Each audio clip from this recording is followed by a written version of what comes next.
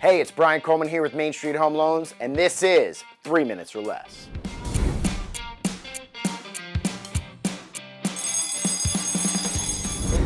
Hey everybody, welcome to another exciting episode of 3 Minutes or Less. I am your host, Brian Coleman with Main Street Home Loans. Joining me today is COO of Beam Media, Mr. Todd Collins. Right, thanks for having me. Absolutely, thanks for joining us. Appreciate it. You ready to get going? Let's go. All right, let's get that clock started right away. First question.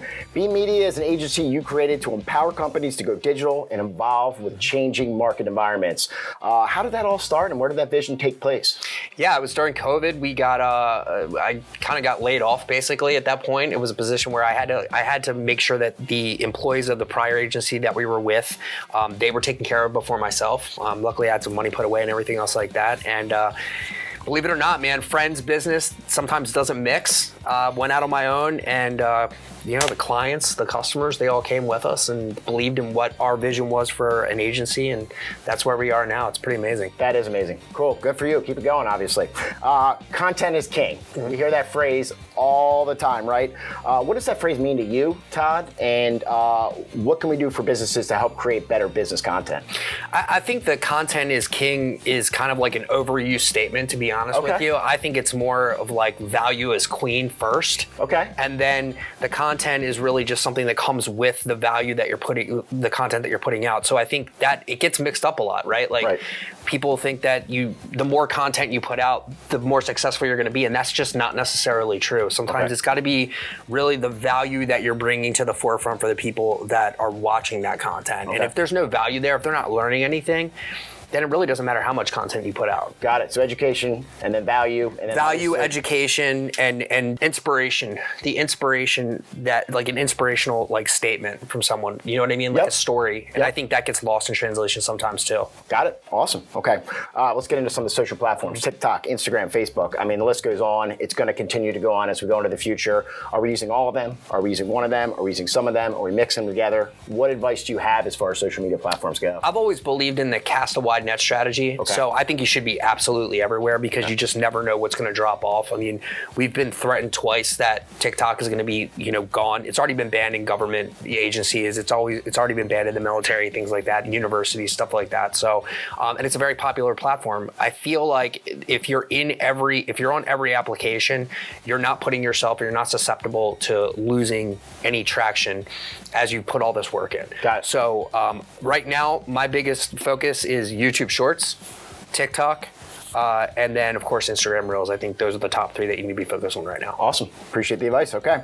ROI, return on investment, right? It's one of those things in marketing that we always try to strive for our clients, not only for obviously more business sales or to get more clients in their door, but what other ROI are you seeing for clients that you work with?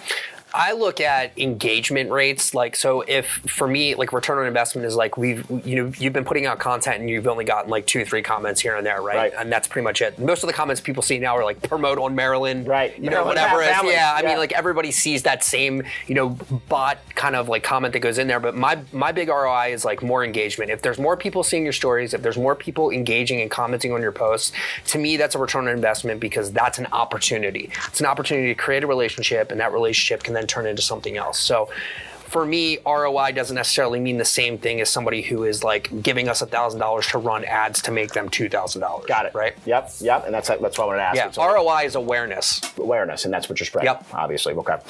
Biggest challenge you have with working with new clients and their ROI, right? There's always a challenge in what they want the instant impact to look like and what the long-term impacts are. So what's the biggest challenge with new clients like that? The expectations, always. I probably talk more people out of signing up with us than I do people talking them into signing up with us. I really anti-sell. I really give them worst case scenarios when they're on consulting calls with me in the very beginning.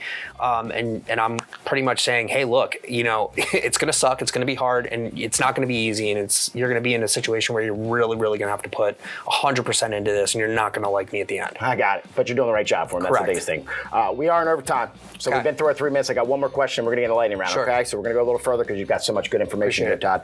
I often hear business and people say, I'm too old to do social media. I don't have time to do social media. I'm not going to do it because it just doesn't work.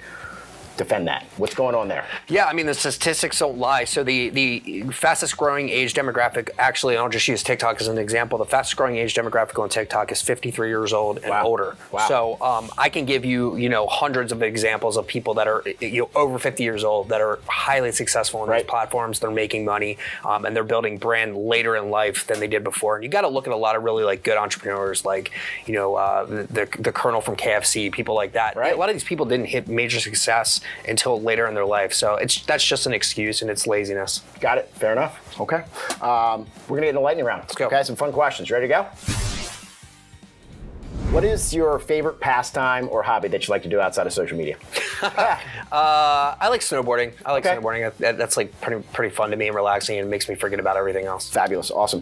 What is your spirit animal, Todd? I'd say the wolf. The wolf. Yeah. All right. Very cool. Tacos, pizza, sushi, or barbecue? Which one are you going with? Tacos. Tacos all day. All right. What is your biggest idol or mentor right now? Oh, right now, I think that guy Pena. Okay. Yeah. I like people that say the quiet part out loud. Yeah. Yeah. Speak their mind, right? Yeah. Absolutely. Be real and be who you are. Exactly. Exactly right. Last one. If you could buy any car right now, what are you buying and what are we driving? I'm going with an Aventador. All right, Aventador. There you go. Todd, thanks for being here, man. Appreciate it. I Thank you so appreciate much, your Brian. time. Guys, thanks so much for joining us at 3 Minutes or Less. We'll see you in the next one.